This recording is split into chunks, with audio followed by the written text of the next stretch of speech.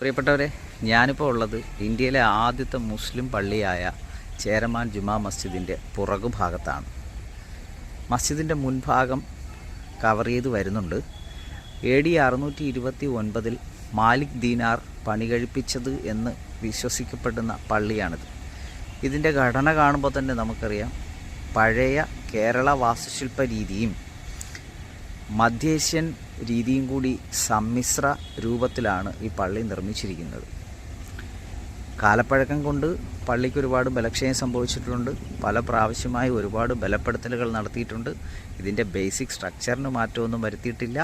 ഈ പള്ളിയുടെ ഒരു പ്രത്യേകത, ഈ പള്ളിയുടെ ഉൾഭാഗത്ത് നമസ്കരിക്കുന്ന സ്ഥലത്ത് തന്നെ ഒരു കൽവിളക്കുണ്ട്. എണ്ണ ഒഴിച്ച് തിരി കത്തിക്കുന്ന ഒരു കൽവിളക്ക്. അത്തരം ആചാരങ്ങളൊക്കെ നമ്മുടെ ഹിന്ദു അമ്പലങ്ങളിലാണ് സാധാരണ കാണപ്പെടുന്നത്. ഇവിടെ ആ രീതി പിന്തുടരുന്നുണ്ട്. ഈ ഭാഗത്തുകൂടി സ്ത്രീകൾക്കും വരാവുന്നതാണ്. ഇത് പുറകുഭാഗത്താണ്. ഈ പുറകുഭാഗത്ത് ക്ഷേത്രങ്ങളുടേതുപോലെ കാണുന്ന മറ്റൊരു സ്ട്രക്ചർ കൂടിയുണ്ട്. അത് അമ്പലക്കുളം പോലെയുള്ളൊരു കുളമാണ്. ഈ കാണുന്നതാണ് ചേരമാൻ ജുമാ മസ്ജിദിലെ കുളം. അത്യാവശ്യം ആഴമുണ്ട്. ആരോട് ഇറങ്ങരുത് എന്നൊക്കെ കർശനമായി നിർദ്ദേശവും നൽകിയിട്ടുണ്ട്. കാരണം നല്ല വഴുവഴുപ്പുള്ള പടികളും ആഴമുള്ള ജലാശയവുമാണ്. ഇനി നമുക്കിവിടെ നിന്നിട്ട് ഇതിൻ്റെ മുൻഭാഗത്തേക്ക് പോകാം.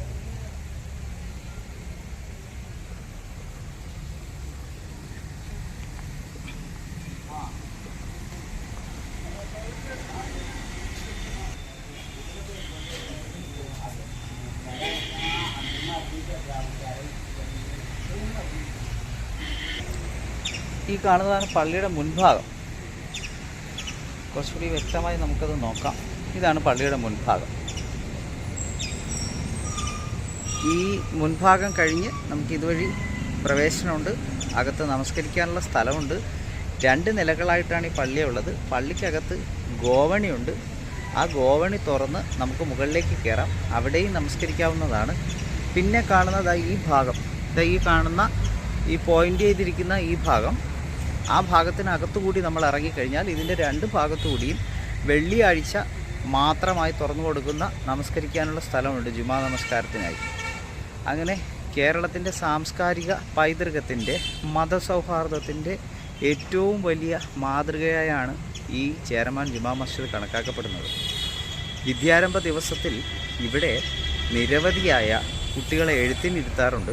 എല്ലാ മതക്കാരായ ആളുകളും ഇവിടെ പള്ളിയും ഇവിടുത്തെ ദർഗയും ഇവിടെ മക്ബറകളുണ്ട്, ശവകുടീരങ്ങളുണ്ട്. അതെല്ലാം സന്ദർശിക്കാനായിട്ട് ആളുകൾ ഇവിടെ എത്താറുണ്ട്.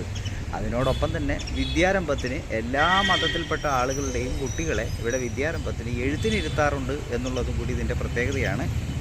അപ്പോൾ നമ്മുടെ നാടിൻ്റെ എല്ലാ സാംസ്കാരിക പൈതൃകവും നിർമ്മിതിപരവും മതസൗഹാർദ്ദപരവുമായ എല്ലാ ഐക്യപ്പെടലിൻ്റെയും ഒരു ഉത്തമ ഉദാഹരണമാണ് ഈ ചേരമാൻ ജുമാ മസ്ജിദ്. ഈ ചേരമാൻ ജുമാ മസ്ജിദിൽ നിന്ന് ഇനി അടുത്ത പോകേണ്ട സ്ഥലം കൊടുങ്ങല്ലൂർ ക്ഷേത്രത്തിലേക്കാണ്. അപ്പോൾ ഇനി പള്ളിയിൽ നിന്ന് നേരെ ക്ഷേത്രത്തിലേക്കാണ് യാത്ര.